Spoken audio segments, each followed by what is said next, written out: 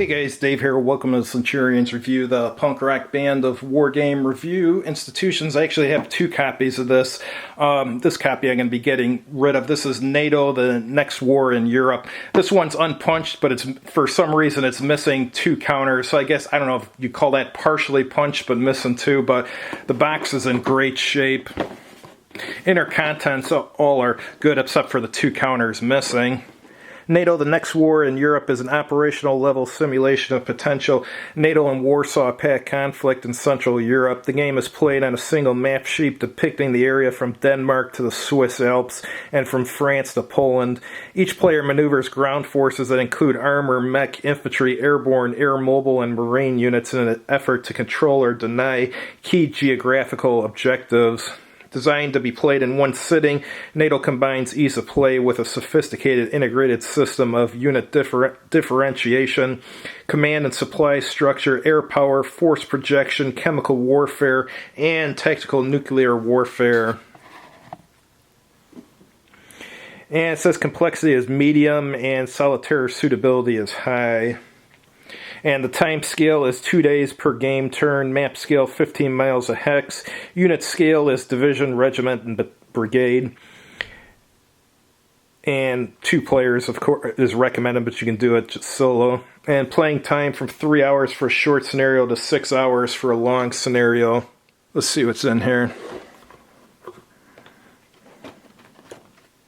Alright, here's the counters. As you can see, yes, 2 of the communist counters are missing.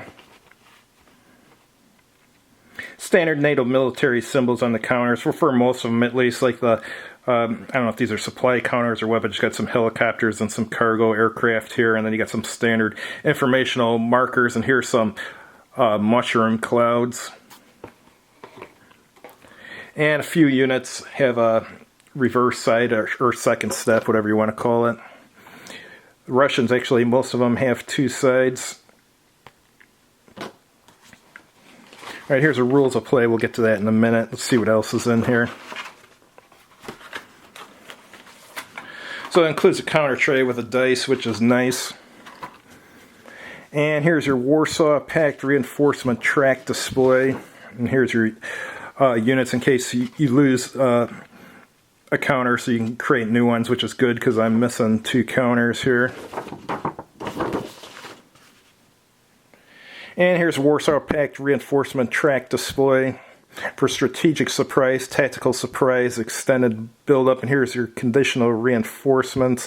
Gotcha. Alright, here's the victory point track, chemical point track, transport assets track, rail capacity track, nuclear delivery point track, and attack air point track. And here's your NATO display. Let's look at the back side first. There's the shows the counters. Alright, it's got the same thing, strategic surprise display, tactical surprise, extended build-up.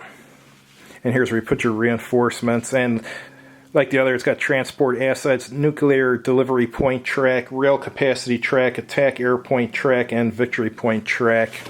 Let's see what else we have here.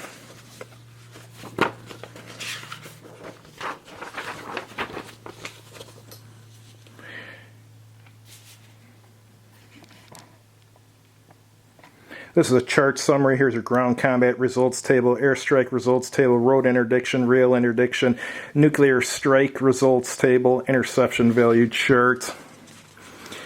And on the back it's got a terrain effects chart.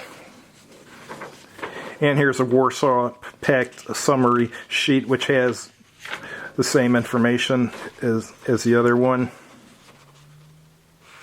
And here it's going over special terrain features.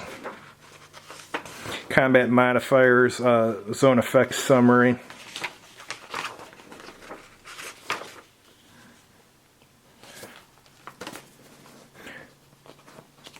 Avalon Hill general advertisement. Haven't seen one of those in a while. And reader feedback card from Victory Games. I think they were owned by Avalon Hill or somehow connected. If anyone knows what the linkage is between the two, chime in the comments section and let us know. Alright, here's a errata for the NATO player. Or not for the NATO player, for the game itself, rather. Alright, let's take a look at the map.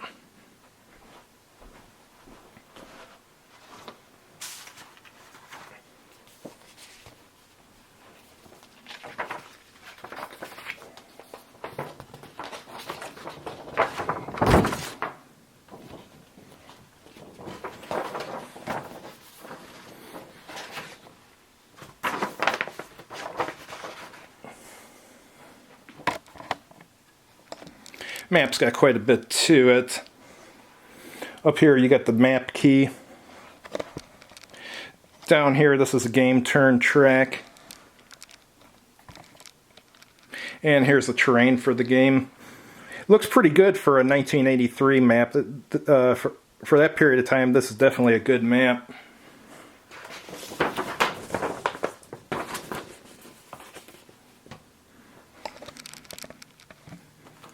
Here we got some more advertisements for victory games. Hills Highway, Gulf Strike, Civil War.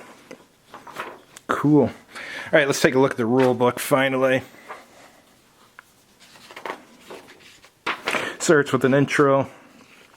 How to win. It is for the most part, it's the Warsaw Pact player's goal to capture as many cities as possible. The NATO player's prime objective is to slow or halt the Warsaw Pact invasion and maintain control of NATO cities. The capture of enemy cities by either side earns the capturing player victory points, which are totaled at the end of the scenario. The NATO player's final total is subtracted from the Warsaw Pact players, and the difference is compared to a list of victory levels provided with each scenario to determine who has won and by what margin.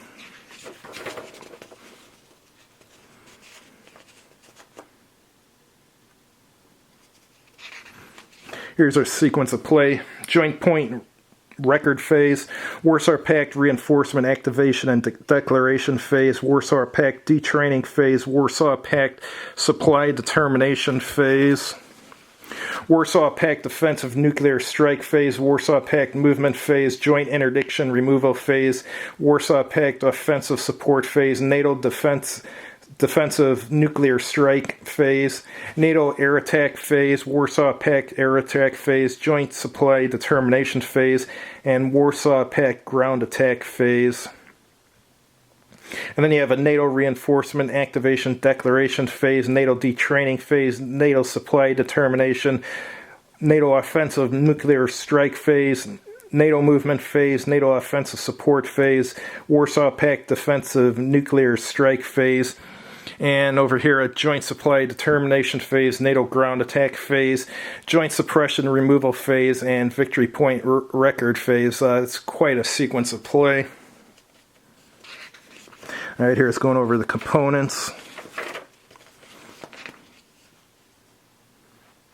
And as far as the counters, they have a support range, movement allowance, number of steps. And here's the combat. That's for headquarters unit. And as far as combat units, it has movement point allowance, attack strength, defensive phase, and steps.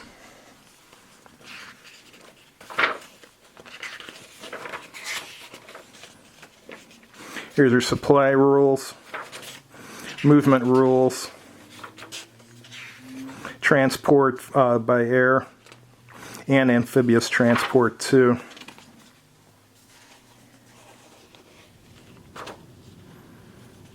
Interception. Here's combat. You got ground combat, chemical warfare, offensive support, retreats, advance after combat as you would figure, and air power. Even got road and rail interdiction here. Tactical nuclear warfare. And here it's talking about controlling cities and countries.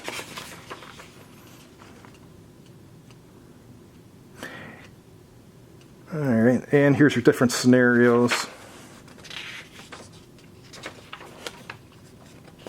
Scenario 1 is strategic surprise. Scenario 2 is tactical surprise, and Scenario 3 is extended build-up. Actually, I thought Rulebook doesn't look that bad, actually. This looks like this may actually be playable.